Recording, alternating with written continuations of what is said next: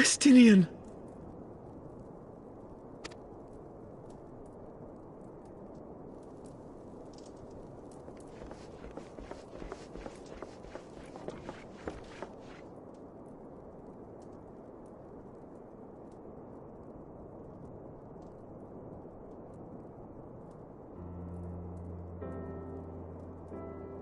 Cease your mewling, boy. It grates my ears.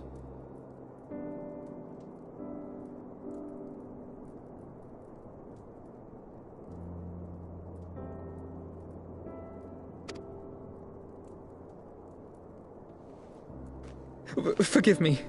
When I saw you awaken, I could not... It was such a relief. We feared you might never wake up.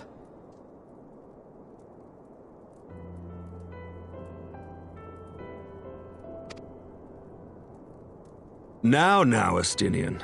If Master Alphino thought any less of you, you would still be Nidhogg's plaything. Or dead.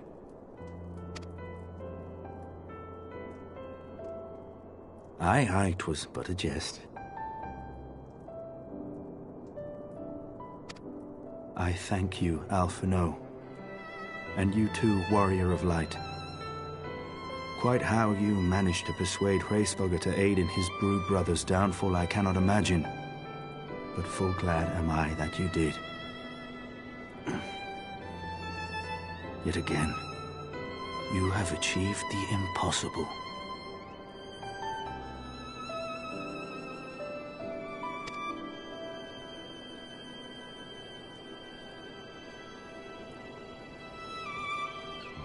I, for my part, owe you an apology. When last we met, I did willingly loose an arrow at your heart. Can you forgive me? There is naught to forgive, Emmerich. You but acted in defense of Ishgard as is your duty.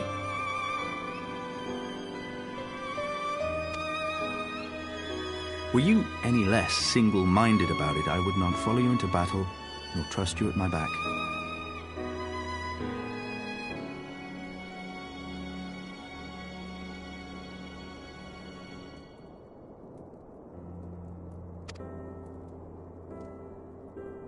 Besides, I had come to the selfsame conclusion, that I would have to perish for Nidhogg to be stopped. So let us dispense with the hand-wringing. I have heard enough mewling for one day. Oh!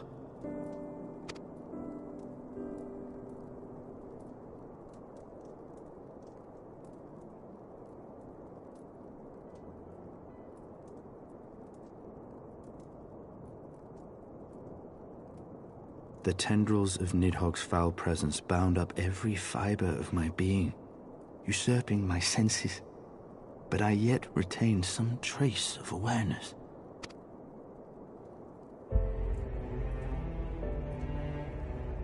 The worm's mind was as a vast and tumultuous sea. Endlessly its black waters churned, his grief and despair at Ratatoska's murder never calming, never receding. Driven by this surging current came wave upon wave of unrelenting rancor.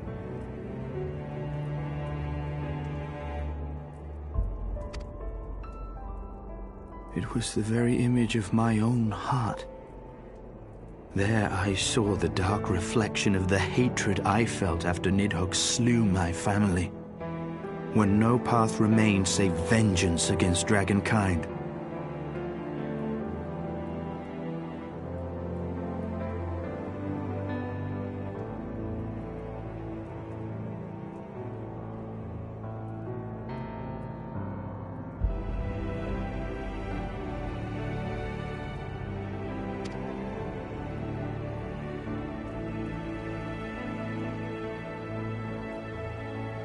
Neither one of us had a choice.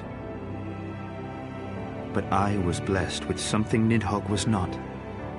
Comrades and teachers to console and admonish me.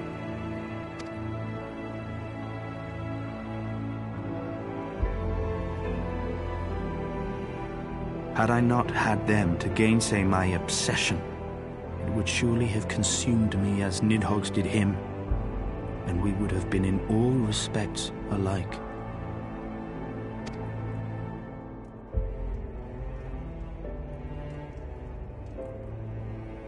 Though his shade is banished, his spirit scattered upon the sea of clouds, I feel no joy at his passing. Where once I craved vengeance, I now crave rest.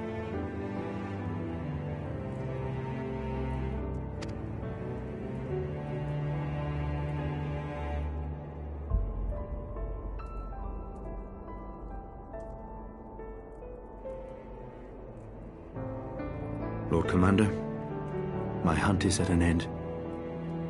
I would lay down the mantle of Azure Dragoon. My friend.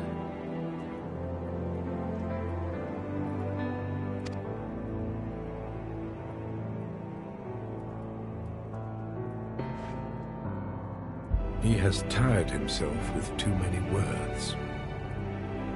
I doubt not that he will make a full recovery, but he must be allowed some few days of quiet.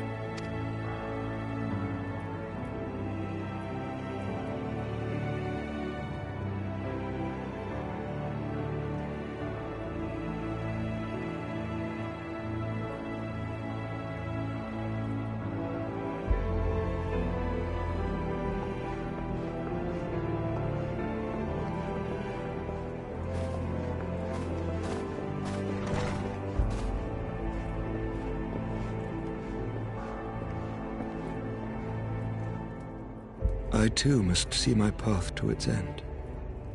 Sleep well, my friend.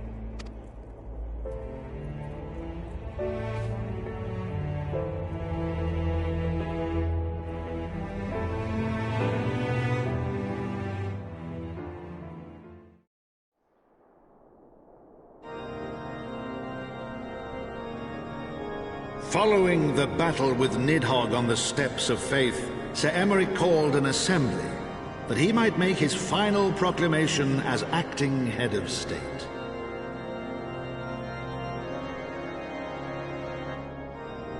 "'Twas there, with one decree, that the 1,000-year rule of the archbishops was ended, paving the way for a new republic.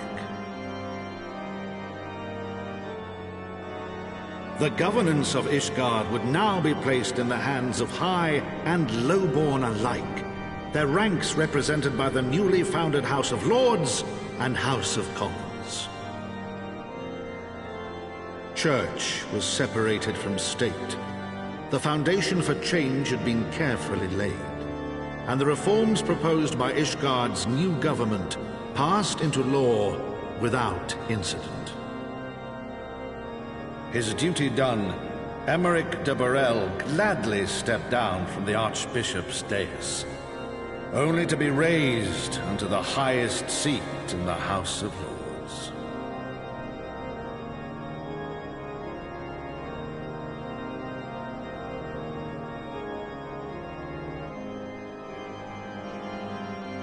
Though he strove at first to refuse this honor, the unexpectedly strident voice of the Count de Durandare left him little choice but to accept.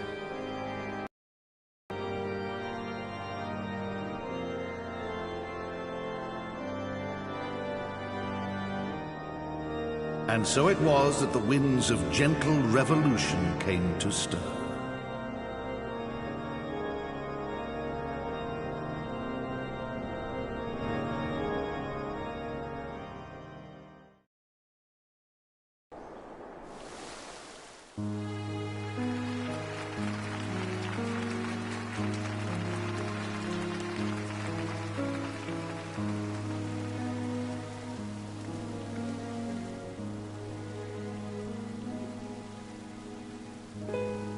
Prominent among the many honored guests at Sir Emeric's investiture were the ambassadors of Dragonkind, a fitting symbol of Ishgard's newfound peace.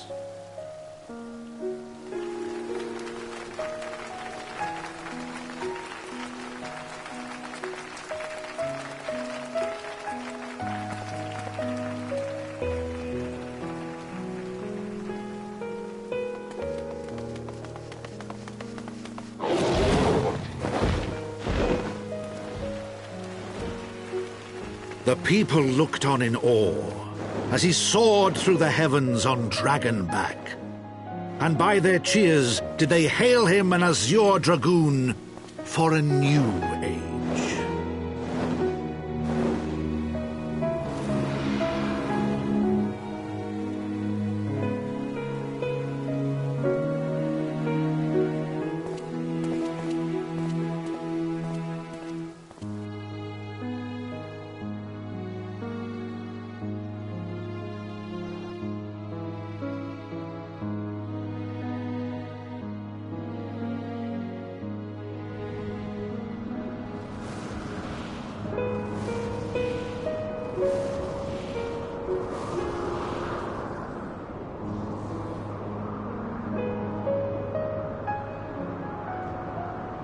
Thus were the notes of the dragon song rewritten, the din of war giving way to a rising litany of peace and hope.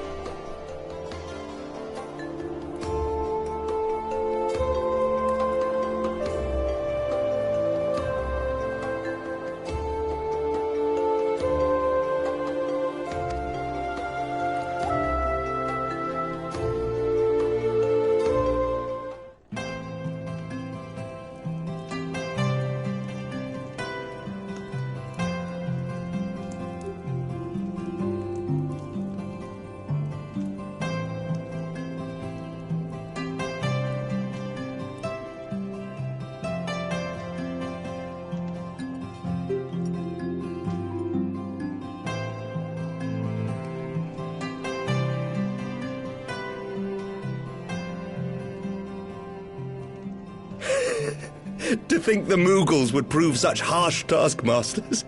Forgive me. I did not know you had suffered so in your quest for the Horn.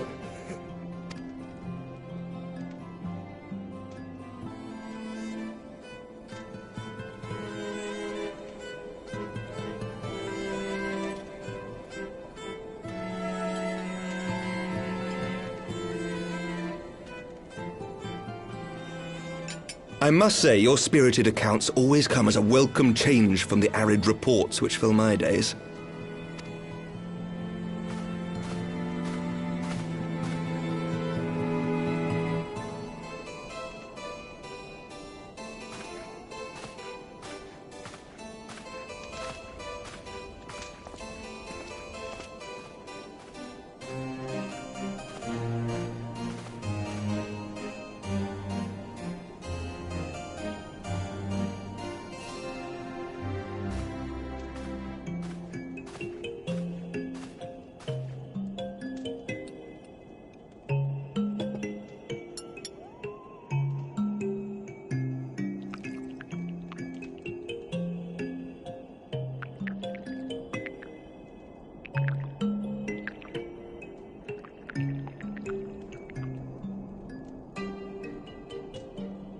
Though I have lived in these lands my entire life, to hear you speak of them, there is much and more I have yet to see. Truly, yours was a marvelous journey.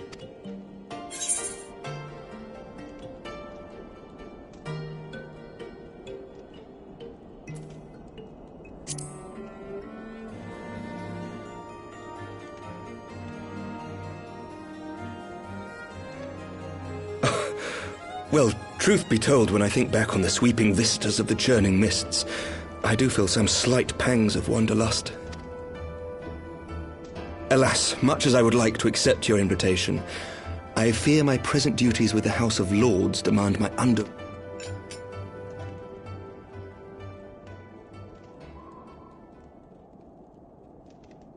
By your deeds, you have helped us to lay the foundation for lasting reform. The formation of the Republic is but the beginning, for it is not only our system of governance which must needs change. We, the people, must learn to let go of our hatreds and rise above our bloody past. I only pray that I live long enough to see us achieve some measure of... that I might know the lost did not die in vain. I can still see you there on the steps of faith, striding fearlessly towards the worm. If you could do that, who are we to balk at the challenges ahead?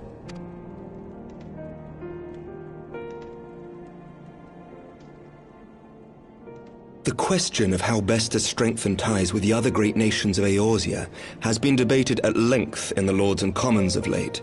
As you may imagine, maintaining stability during this period of historic upheaval is our paramount concern. Nevertheless, we are greatly indebted to the Alliance for their support during the Grand Melee, and it would be remiss of us not to repay their faith in kind.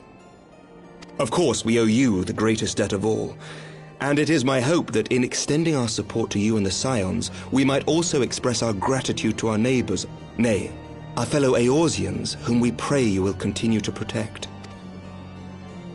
The Lords and Commons agree on very little, but not a soul in either house begrudges your order this offer of patronage. For all you have done and will do, we thank you.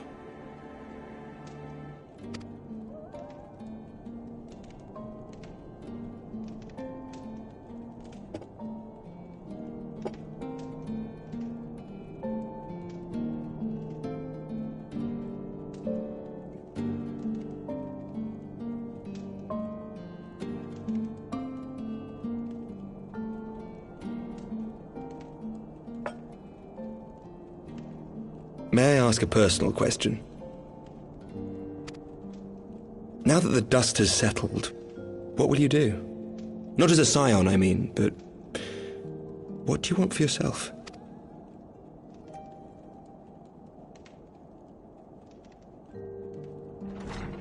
Lord Commander, pray forgive the interruption.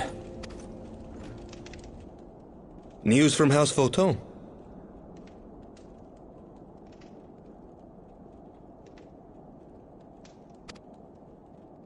An urgent message for the Warrior of Light. I was instructed to deliver it without delay. Master Thancred returned to the manor a short time ago, bearing an injured maiden.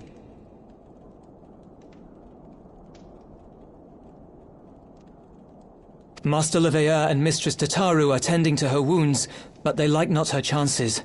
Respectfully, my lord, they have requested the Warrior of Light's immediate presence.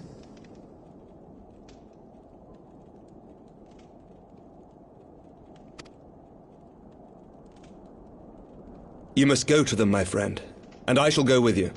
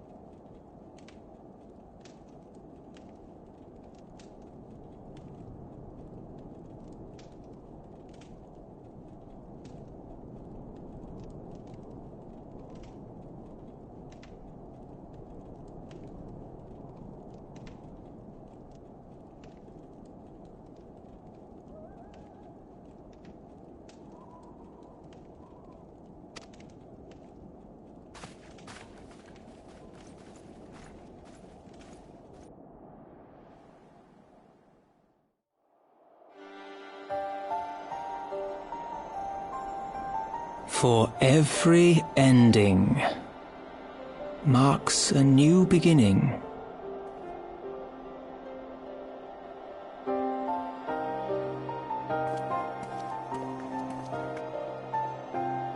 From tragedy and sacrifice, we rise to greet a new dawn, as did she.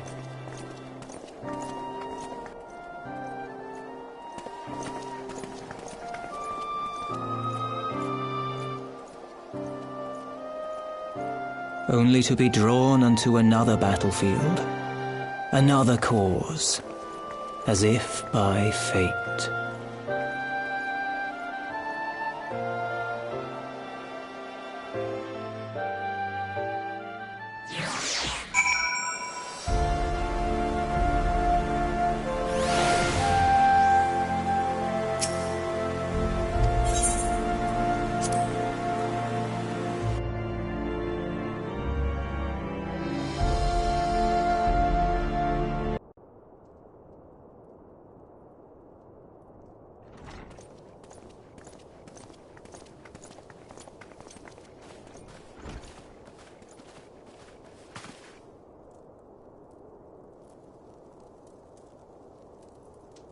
Yes.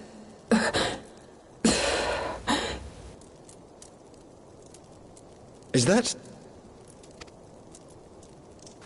Alize, Alphinaud's twin sister. She ran afoul of the Warriors of Darkness. I had been tracking them since the ceremony at Falcon's Nest. Little did I know I was not the only one. Evidently, she had learned of their activities and attempted to shadow them on her own. Poorly. I rescued her in the Twelveswood, and together we fled north. But though I made every effort to cover our tracks, they caught up with us on the Ishgardian border. And in the ensuing struggle, Alize took an arrow to the shoulder. It was only after we had made good our escape that I realized it was poisoned.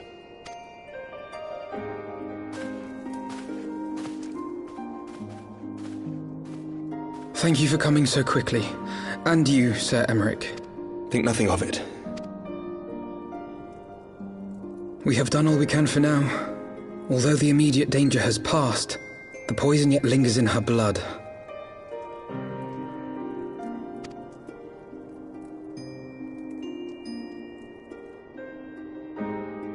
We came to Eorzea together, hoping to bring salvation to the realm our grandfather gave his life to protect. But when confronted with the bitter realities of its politics and its petty powermongers, she was driven to anger and to doubt.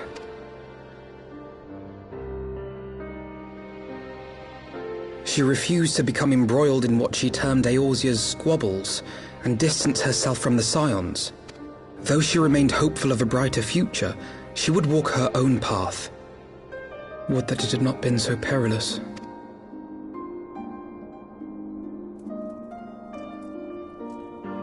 For all our differences, she's as dedicated as any Scion to the salvation of Eorzea.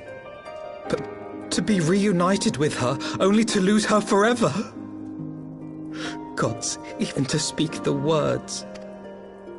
Take heart, Master Alphino. She will be attended by our most skilled chirurgeons.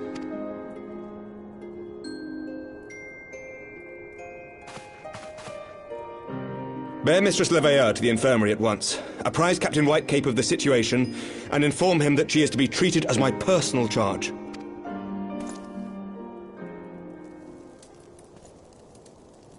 Wait, don't go. Please, come closer.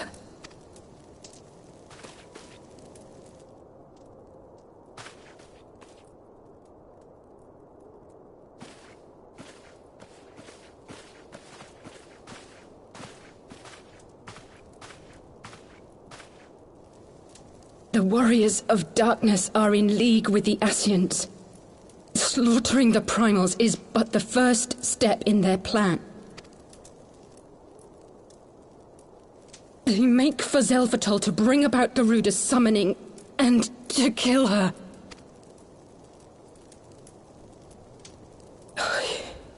You must stop them.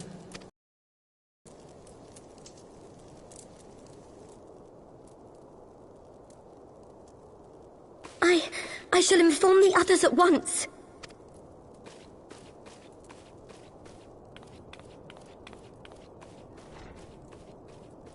Master Thancred, I would ask that you accompany Mistress Leveilleur to the infirmary. Your knowledge of her injuries may well prove useful in determining her treatment. Of course.